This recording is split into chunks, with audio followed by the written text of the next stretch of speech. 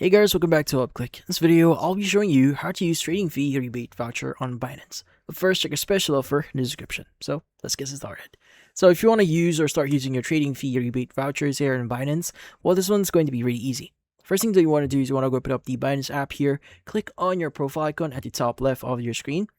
Now, it should redirect you to the user page. Now, you want to look for Task Center, and you should see the My Vouchers option there. Let's go and click on My Vouchers. Now, this will open up all your vouchers right now.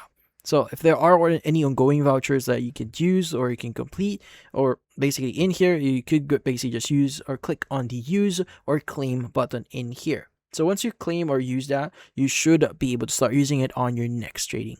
So by the way, you could go to My Task as well and complete certain tasks here in order for you to get some form of trading fee rebate vouchers.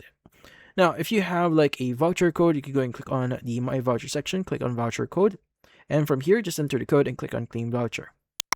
Now, once you've clicked on the use or claim button in the My Voucher section, once you go back into the homepage here in Binance and click on trade, the next trade that you'll be doing here will claim or will use that specific voucher you've added or you click on it before. But that's about it.